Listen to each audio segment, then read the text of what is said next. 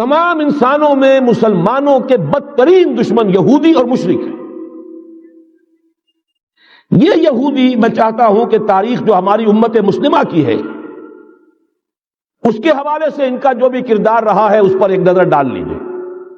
عیسائیت بحیثیت مذہب اور یورپی اقوام ان کے اندر نقب لگائی ہے، اور واقعہ یہ ہے کہ اپنے ان ازلی دشمنوں کو انہوں نے فتح کیا کہ یہودیوں پر جرم نہیں ہے، الزام نہیں ہے مسیح کو سولی دینے کا۔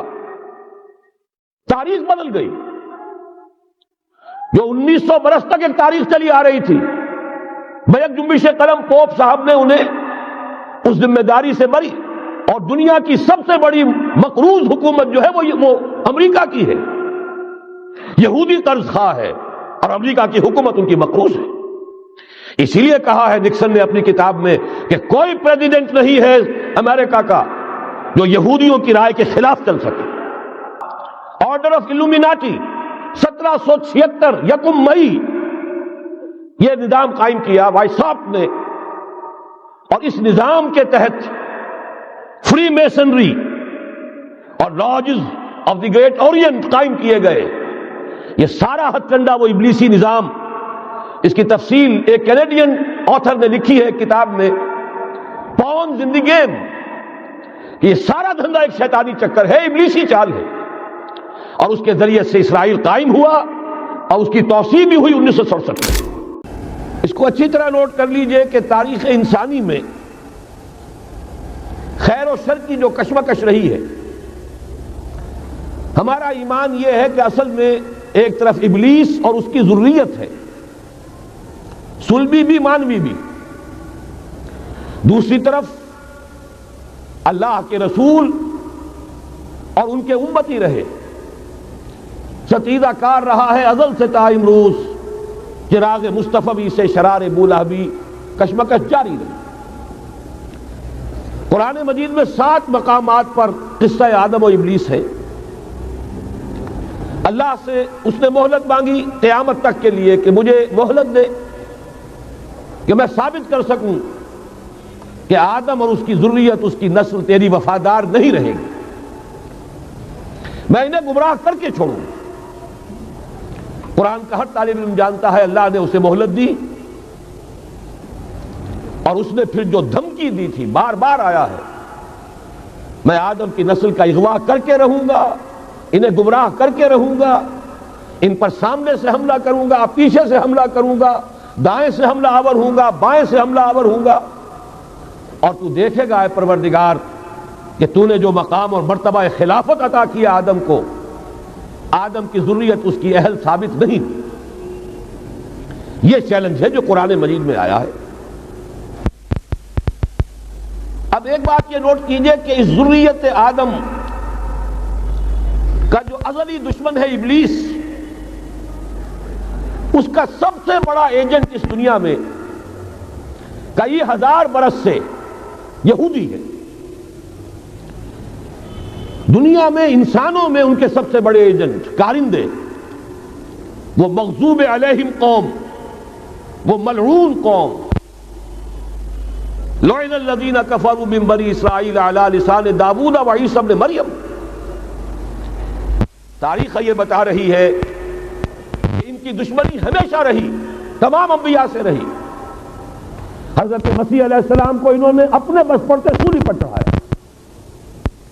خود نبی اکرم صلی اللہ علیہ وسلم اور آپ کے صحابہ کے ساتھ جو معاملہ رہا، میں اس وقت تاریخ اور سیرت بیان نہیں کر سکتا، صرف قرآن مجید کی گواہی دے رہا ہوں۔ لَتَجِدَنَّ أَشَدَّ النَّاسِ عَدَاوَةً لِلَّذِينَ آمَنُوا الْيَهُودَ وَالَّذِينَ أَشْرَكُوا۔ تمام انسانوں میں مسلمانوں کے بدترین دشمن یہودی اور مشرک ہیں۔ یہ یہودی میں چاہتا ہوں کہ تاریخ جو ہماری امت مسلمہ کی ہے اس کے حوالے سے ان کا جو بھی کردار رہا ہے اس پر ایک نظر ڈال لیجیے۔ سب سے پہلے عبداللہ ابن سبا یہودی نے اسلام کا لبادہ اوڑھ کر مسلمانوں کو آپس میں ٹکرایا، الفتنۃ الکبریٰ۔ 1,00,000 مسلمان ایک دوسرے کی تلواروں اور نیزوں سے ختم ہوئے۔ خلافت کی توسیع کا جو سیلاب چل رہا تھا، مانگتا نہ تھا کسی سے سیل رواں ہمارا، وہ آپس کی چپقلش سے، خانہ جنگی سے، اس سیلاب سے آگے بڑھنے کی توسیع کا معاملہ ختم ہو گیا۔ اس کے بعد تاریخ ایک عجیب حقیقت سامنے لاتی ہے جس کی گواہی خود انہوں نے دی ہے۔ بن گوریان نے جو کتاب لکھی ہے اس میں تسلیم کیا، مسلمانوں کی مہربانی، ایک رؤوف اور رحیم رسول کی امتی ہونے کے ناطے ان میں شفقت اور رحمت، جیسے اللہ تعالیٰ نے حضور سے کہا قرآن میں 2 مرتبہ، اے نبی آپ کی رافت اور شفقت سے یہ کافر اور منافق فائدہ نہ اٹھانے پائیں، یا ایھا النبی جاہد الکفار والمنافقین واغلظ علیہم، ان پر سختی کی۔ لیکن یہ کہ حضور کا اپنا ایک مزاج تھا، شفقت، رحمت للعالمین بنا کر بھیجے گئے، اسی کا عکس تھا صحابہ کرام میں۔ سب سے پہلا سہارا جو انہیں ملا ہے 550 برس کے بعد انہیں یروشلم میں داخلے کی اجازت حضرت عمر نے دی ہے رضی اللہ تعالی عنہ، ورنہ 70 عیسوی میں جب ٹائٹس نے یروشلم کو برباد کیا، ہیکل سلیمانی کو مسمار کیا، 1,33,000 یہودی ایک دن میں قتل کیے، اور اس وقت سے جو جلا وطن کیا ہے تو یہ یروشلم میں داخل نہیں ہو سکتے تھے 550 برس تک، تاکہ اللہ تعالیٰ نے حضرت عمر رضی اللہ تعالیٰ عنہ کے دست مبارک پر یروشلم کو فتح کرایا، اور آپ نے پھر اس کو ڈکلیئر کیا اوپن سٹی، یہاں عیسائی بھی آئیں، یہودی بھی آئیں، اگرچہ ایک حقیقت تاریخی لوگوں کے علم میں نہیں ہے۔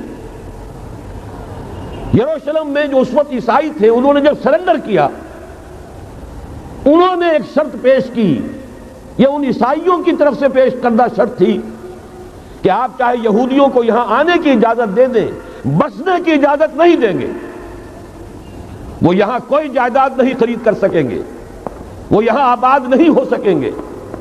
چنانچہ اس وقت سے لے کر 1917 تک کوئی یہودی فلسطین میں آباد نہیں ہو سکا۔ البتہ اس عرصے میں جسے یہ ڈائسپورا کہتے ہیں، انتشار کا دور، تسلیم کرتے ہیں کہ ہمارا اس انتشار کے دور میں جو سنہری زمانہ ہے وہ مسلم اسپین، ہسپانیہ میں جب مسلمانوں کی حکومت قائم تھی، پھر مسلمانوں کی شفقت سے، رحمت سے، ان کی نرمی سے فائدہ اٹھا کر، اور انہوں نے وہاں سے عیسائیت بحیثیت مذہب اور یورپی اقوام ان کے اندر نقب لگائی ہے، اور واقعہ یہ ہے کہ اپنے ان ازلی دشمنوں کو انہوں نے فتح کیا۔ اس کو بھی اچھی طرح سمجھ لیجئے، مسلم اسپین سے انہوں نے آزاد خیالی، حریت فکر، اس کے عنوان سے جو کام شروع کیا تھا، اسی کے نتیجے میں یورپ میں پروٹیسٹنٹ مذہب پیدا ہوا۔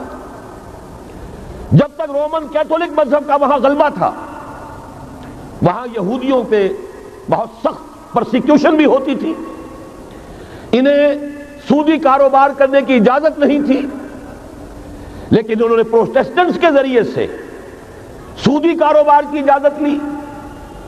نمبر 2، آزادی کے نام پر جنسی بے راہ روی کو فروغ دیا، سود کا جال پھیلا کر مالیاتی طور پر اپنی شکنجے میں یورپ کو کش لیا، اور تیسری طرف سائنٹیفک جو ترقی ہو رہی تھی اس کا رخ مادہ پرستی کی طرف پھیر کر جدید دجالی تہذیب کی بنیاد ڈالی۔ علم تو بہت بڑی نعمت ہے، لیکن یہ علم انسان کے لیے مضر ثابت ہوا کیوں؟ اس لیے کہ مادہ پرستی اور الحاد، مذہب کی دشمنی جب یہ کسی قوم کے اندر آ جاتی ہے تو ظاہر ہے کہ اب جتنے وسائل اس کے پاس آ جائیں گے وہ منفی مقاصد کے لیے استعمال ہوں گے، ان کا نتیجہ انسانوں کے حق میں خیر نہیں شر کی صورت میں برآمد ہوگا، اور وہی در حقیقت آج کی یہ دجالی تہذیب ہے۔ اس کا جو سب سے زیادہ تلخ باب ہے، ذرا نوٹ کیجئے، ماضی قریب تک رومن کیتھولک عیسائی یہودیوں کو دشمن سمجھتے تھے، اور یہودیوں کو حضرت مسیح کو سولی پر چڑھانے کا مجرم سمجھتے تھے۔ اگرچہ ہمارا عقیدہ ہے کہ اللہ نے انہیں بچایا، زندہ آسمان پر اٹھایا، لیکن یہ کہ عیسائی بھی مانتے ہیں، یہودی بھی مانتے ہیں کہ ہم نے مسیح کو سولی دے دی، عیسائیوں کے عقیدے میں ان کا انتقال سولی پر ہوا، پھر دوبارہ زندہ ہو کر آسمان پر اٹھائے گئے۔ یہ تو ہم جانتے ہیں کہ حقیقت یہ ہے، وما قتلوہ وما صلبوہ ولکن شبہ لہم، ایک ایسے ہی ان کے لیے شبہ کی صورت پیدا کر دی گئی۔ وما قتلوہ، یقینا ہرگز قتل نہیں کیا، بل رفعہ اللہ الیہ، اللہ نے انہیں اپنی طرف اٹھا لیا۔ بہرحال انہوں نے ابھی حال ہی میں پوپ سے بھی ایک فتویٰ حاصل کر لیا ہے کہ یہودیوں پر جرم نہیں ہے، الزام نہیں ہے مسیح کو سولی دینے کا۔ تاریخ بدل گئی، جو 1900 برس تک ایک تاریخ چلی آ رہی تھی، بیک جنبش قلم پوپ صاحب نے انہیں اس ذمہ داری سے بری۔ اور آپ نے دیکھا ہوگا حال ہی میں اسحاق رابین جب یہ واشنگٹن سے واپس آ رہا تھا، جب کچھ وقفہ پڑ گیا تھا، جو مصالحت کی گفتگو ہو رہی تھی پی ایل او کے ساتھ، تو واشنگٹن سے واپس آتے ہوئے پوپ سے مل کر آیا ہے۔ اب ویٹیکان نے تسلیم کر لیا ہے اسرائیل کو، اور اس کا اب سفارت خانہ ویٹیکان کا یروشلم میں کھلنے والا ہے۔ میری اس پوری گفتگو کا حاصل کیا ہے؟ انہوں نے 3 pronged اٹیک کے ذریعے سے یورپ کو اور یورپ کے ساتھ اب امریکہ، ان دونوں کو اپنے شکنجے میں کش لیا ہے، فتح کر چکے۔ یہ وہ بات تھی جو علامہ اقبال اس صدی کے آغاز میں دیکھ آئے تھے، فرنگ کی رگے جہاں پنجے یہود میں ہے۔ وہ تو صرف ایک قوم تھی، جرمن قوم، جسے کچھ عرصے کے بعد احساس ہو گیا کہ یہودی کس شے کا نام ہے۔ نتیجتاً یہودیوں کے قول کے مطابق 60 لاکھ یہودیوں کو اس نے قتل کیا ہے۔ لیکن اس کے علاوہ جس کو آج کل ویسٹ کہا جاتا ہے، وائٹ اینگلو سیکسن پروٹیسٹنٹس، ان کے اوپر مکمل تسلط ہے یہودیوں کا۔ وہ یہودیوں کے اعلی کار بنے ہوئے ہیں، سود کے ذریعے سے مالیاتی شکنجے میں جکڑا ہوا۔ فیڈرل ریزرو فنڈ جتنا بھی امریکہ کا ہے، یہ سرکاری بینک نہیں ہے، یہودیوں کے نجی ادارے ہیں۔ اور دنیا کی سب سے بڑی مقروض حکومت جو ہے وہ امریکہ کی ہے، یہودی قرض خواہ ہے، اور امریکہ کی حکومت ان کی مقروض ہے۔ اسی لیے کہا ہے نکسن نے اپنی کتاب میں کہ کوئی پریزیڈنٹ نہیں ہے امریکہ کا جو یہودیوں کی رائے کے خلاف چل سکے۔ اس نے یہ بات کہہ دی اور لکھ دی، کھل کر لکھ دی، اپنی کتاب میں لکھ دی۔ بہرحال اس کے ضمن میں جو انہیں آخری کامیابی حاصل ہوئی، اعلان بالفور 1917، یہودی آباد ہونے شروع ہو گئے، اور اصل میں اسی کے لیے خلافت کو منسوخ کرایا گیا۔ سلطان عبدالحمید، اگرچہ یہ ترکی خلافت جو ہے مرد بیمار کمزور، پھر بھی وہ مسلمانوں والا جذبہ اتنا تھا، انہیں بڑی سے بڑی رشوت پیش کی گئی تھی۔ ظاہر بات ہے یہودیوں سے بڑھ کر رشوت دینے والا کون ہو سکتا ہے، جن کے ہاں ایسے بینکر ہوں جو 40 بلین ڈالر کا ایک چیک لکھ سکیں۔ پھر یہ کہ ان پر سیاسی دباؤ بہت ڈالا گیا۔ انہوں نے جب تک خلافت عثمانیہ برقرار رہی، یہودیوں کو فلسطین میں آباد ہونے کی اجازت نہیں دی، کہ جو معاہدہ کیا تھا حضرت عمر نے رضی اللہ تعالی عنہ، خلیفہ ثانی نے، خلیفہ راشد نے، ہم اس کے پابند ہیں، اور ہم یہاں یہودیوں کو آباد ہونے کی اجازت نہیں دیں۔ لہذا انہوں نے اس خلافت ہی کا بستر طے کرایا، اس لیے کہ نہ رہے بانس نہ بجے بانسری، نہ مسلمانوں کی وحدت ملی کی کوئی علامت دنیا میں باقی رہے، اور نہ مسلمان کسی مسئلے پر جمع ہو کر کوئی موقف اختیار کر سکے۔ اعلان بالفور کے نتیجے میں آباد کاری شروع ہوئی۔ 1948 میں اسرائیل قائم ہو گیا، معجزہ ہو گیا۔ 1967 میں اس کی توسیع ہو گئی۔ اس میں ایک بات اور بھی عرض کر دوں، یہ سارا کس طور سے ہوا ہے کام؟ آپ نے زائنزم کا نام تو سنا ہے، صہیونی تحریک۔ خود اس کا جو بابا آدم تھا، آرڈر آف الومیناٹی، 1776 یکم مئی یہ نظام قائم کیا وائساپ نے، اور اس نظام کے تحت فری میسنری اور lodges of the great Orient قائم کیے گئے۔ یہ سارا ہتھ کنڈا وہ ابلیسی نظام، اس کی تفصیل ایک کینیڈین آتھر نے لکھی ہے کتاب میں، پاونز ان دی گیم۔ یہ سارا دھندا ایک شیطانی چکر ہے، ابلیسی چال ہے۔ اور اس کے ذریعے سے اسرائیل قائم ہوا اور اس کی توسیع بھی ہوئی 1967 میں۔ اب یہاں تک پہنچنے کے بعد ان کے پیش نظر بقیہ دنیا کی تسخیر اور اسے فتح کرنے کا معاملہ ہے، اور سب سے بڑھ کر اسلام کی بیخکنی اور اس کا راستہ روکنا یہ ان کے پیش نظر ہے۔ یریدون لیطفئوا نور اللہ بافواہہم۔ صورت اس وقت کیا ہے؟ یورپ اور امریکہ سے آپ مشرق کی طرف آئیے، پہلے عالم عرب ہے، عرب مسلم ورلڈ۔ مجھے یہ کہتے ہوئے سخت دکھ ہو رہا ہے، پورا عالم عرب وہ فتح کر چکے، وہ عرب ممالک کے جو اسرائیل کے ساتھ کسی میز پر بیٹھ کر گفتگو کرنے کو تیار نہیں تھے۔ آپ دیکھ رہے ہیں کہ لائن لگ گئی۔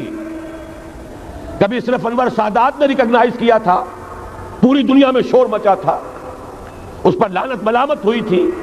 اب تو ایک ایک کر کے وہ شاہ حسن ہو چاہے شاہ حسین ہو، اب تو وہاں سے ویزے ختم ہو رہے ہیں۔ سعودی عرب اور امارات، انہوں نے جو کچھ کاروباری بندشیں لگائی ہوئی تھی وہ ختم کر دی گئی، ان میں نرمی پیدا کر دی گئی۔ یہ صورتحال ہے کہ واقعتاً ان کی جو عالمی تسخیر کا پروگرام ہے وہ آگے بڑھ رہا ہے، اور بدقسمتی سے امت مسلمہ کا جو قلب ہے، اس امت کا قلب امیین پر مشتمل ہے۔ هو الذی بعث فی الامیین رسولا منہم یتلو علیہم آیاتہ ویزکیہم الی آخر الآیہ۔ حضور بھی امی تھے، انہی میں سے تھے صلی اللہ علیہ وسلم، لیکن آج وہ قلب جو ہے عالم اسلام کا وہ یہودیوں کے شکنجے میں کسا جا چکا ہے۔ اکثر وہاں کے جو حکمران ہیں امریکہ کے ایجنٹ ہیں، اسٹوڈیز۔ یہ حالات جہاں تک عالم عرب کا تعلق ہے تلخ حقائق ہیں جو بیان کر رہا ہوں، اس لیے کہ آپ کے سامنے رہنا چاہیے۔ یہ جو اقبال نے کہا کہ دنیا کو ہے پھر مار گئے روح و بدن پیش، ابلیس نے پھر اپنے درندوں کو ابھارا، اللہ کو پا مر دیے مومن پہ بھروسہ، ابلیس کو یورپ کی مشینوں کا سہارا۔ یہ دوبارہ ایک بہت بڑے پیمانے پر حق و باطل کا گھمسان کا رنگ پڑنے والا ہے۔ ملاحم کی جو حضور صلی اللہ علیہ وسلم نے پیشین گوئیاں فرمائی، الملحمۃ العظمیٰ، تاریخ انسانی کی عظیم ترین جنگ جو ابھی آنے والی ہے، اس کو سمجھ لیجئے اچھی طریقے سے کہ اس میں جو قوتیں ایک دوسرے کے مقابل آ رہی ہیں وہ کون سی ہے۔ نیو ورلڈ آرڈر کہنے کو امریکہ کے زیر قیادت ہے، حقیقت میں امریکہ خود یہودیوں کے پنجے میں ہے۔ یہ وہی ابلیسی طاقت ہے جو آگے بڑھ رہی ہے۔ عالم عرب کو فتح کرنے کے بعد اب ان کے پاس اگلا عالم اسلام کا حصہ ہے، غیر عرب مسلم ورلڈ۔ ایران ہے، اس کے شمال مشرق میں ترکستان ہے، روسی اور چینی، مشرق میں افغانستان ہے، پاکستان ہے۔ یہ ایک بہت بڑا سالڈ بلاک ہے۔ اس کے بعد اگرچہ ہندوستان آتا ہے، بھارت، ظاہر بات ہے کہ وہاں مسلمان اقلیت میں ہیں سوائے کشمیر کے، لیکن یہ نوٹ کیجئے کہ وہاں بھی کم سے کم 15-18 کروڑ مسلمان موجود ہیں۔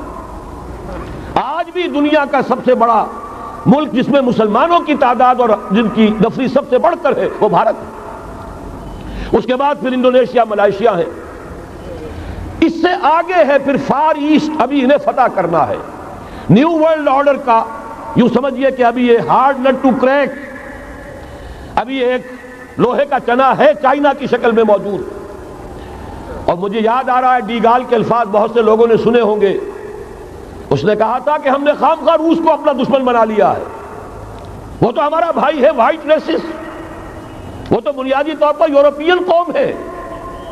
Beware of the yellow masses of the east, تمہیں گھبرانا چاہیے، تمہیں خبر لینی چاہیے۔ وہ مشرق بعید کے جو زرد رو لوگ ہیں، China, Indo China, Japan, yellow recess.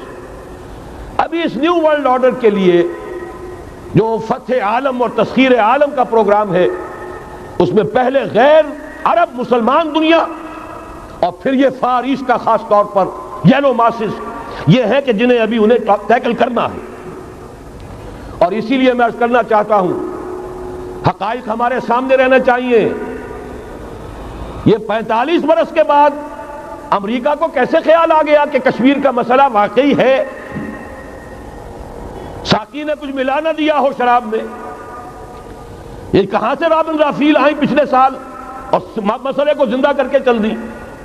ہم خوش ہوئے, امریکہ نے مان لیا. حقیقت میں امریکہ کی نظر ہے اور وہ اس کو چاہتے ہیں کہ کوئی دوسرا اسرائیل بنائے, آزاد بنا کر اس کو اپنے تسلط میں لیں. اس لیے کہ اگر جو پروگرام ہے, اگر وہاں پر فرض کیجئے بہت مطالبہ ہمارا مان لیا جائے, پلیبسائٹ کرایا جائے, اس کا نتیجہ کیا ہوگا؟ آپ کو آزاد کشمیر سے بھی اپنی فوجیں نکالنی پڑیں گی, آپ کو گلگت اور بلتستان سے بھی فوجیں نکالنی پڑیں گی, بھارت بھی ادھر سے فوجیں نکالے گا, اور رہ جائے گا کون؟ یہ ٹھاٹ پڑا رہ جائے گا. جب لاج چلے گا بنجارہ, رہ کون جائے گا؟ پھر تو وہی راج کرے گا جو UN پر قابض ہے. اور پھر ظاہر بات ہے کہ اس کے پاس دولت کے انبار اور جو بھی ان کی چالاکیاں اور ہوشیاریاں ہیں, ہو سکتا ہے کہ وہ اسے ایک نئے اسرائیل کی شکل دے دیں. بہرحال ایک طرف تو بدی کی یہ قوتیں ہیں, اس کے مقابلے میں خیر کی قوت کون سی ہے؟ خیر کی توقع کہاں سے؟ اس سے پہلے کہ میں اس موضوع پر آؤں, اب میں آپ کے سامنے وہ نوید خلافت جو میری آج کی گفتگو کا عنوان ہے, اگرچہ کنٹراسٹ بہت بڑا ہے, حالات اتنے خراب, خیر کی کوئی امید نہیں, کہیں سے کوئی اچھی خبر نہیں آتی, لیکن یہ کہ وہ نوید خلافت سب سے پہلے تو انہی دونوں آیات کے حوالے سے, واللہ متم نورہ ولو کرہ الکافرون, اللہ لازماً اپنے نور کا اتمام فرما کر رہے گا چاہے یہ کافروں کو کتنا ہی ناگوار ہو. وَمَكَرُوا وَمَكَرَ اللَّهُ وَاللَّهُ خَيْرُ الْمَاكِرِينَ. شر کی قوت اپنی چالیں چل رہی ہے, اللہ کی اپنی تدبیریں ہیں. جو آخری نتیجہ نکلنے والا ہے وہ کیا ہے؟ هُوَ الَّذِي أَرْسَلَ رَسُولَهُ بِالْهُدَى وَدِينِ الْحَقِّ لِيُظْهِرَهُ عَلَى الدِّينِ كُلِّهِ وَلَوْ كَرِهَ الْمُشْرِكُونَ. دیکھیے جب میں آیت آپ کو سنائی, مسلمانوں کے سب سے بڑے دشمن کون؟ یہودی اور مشرک. پہلی آیت میں یہودیوں کا تذکرہ ہوا, انہیں مشرک نہیں کہا, کافر کہا. یریدون لیطفئوا نور اللہ بافواہہم واللہ متم نورہ ولو کرہ الکافرون. اگلی آیت میں اب آیا, اللہ نے تو اپنے رسول صلی اللہ علیہ وسلم کو بھیجا ہی اس لیے ہے, اس قطعی فیصلے کے ساتھ بھیجا ہے. الہدیٰ, کتاب ہدایت, ہدایت کاملہ قرآن مجید دے کر, دین حق, نظام عدل, عدل و قسط, نظام عدل اجتماعی, سچا دین, سچا نظام دے کر بھیجا تاکہ غالب کریں اسے کل کے کل دین پر, پورے نظام زندگی پر. وَلَوْ كَرِهَ الْمُشْرِكُونَ, چاہے یہ مشرکوں کو کتنا ہی ناگوار ہو. یہ بات تو ہو کر رہے گی, اور اس کو نوٹ کر لیجئے کہ چونکہ حضور کی بعثت ہوئی پوری نوع انسانی کے لیے, وَمَا أَرْسَلْنَاكَ إِلَّا كَافَّةً لِلنَّاسِ بَشِيرًا وَنَذِيرًا. جب تک پوری نوع انسانی پر اللہ کا دین غالب نہ ہو جائے, اس آیت مبارکہ میں اللہ کا جس فیصلہ کا اعلان کیا گیا ہے گویا کہ ابھی وہ پورا نہیں ہوا, ہونا ہے. اسی لیے کہا تھا اقبال نے, وقت فرصت ہے کہاں, کام ابھی باقی ہے, نور توحید کا اتمام ابھی باقی ہے. کل روئے ارضی پر, کل عالم انسانیت پر اللہ کا دین غالب ہو کر رہے.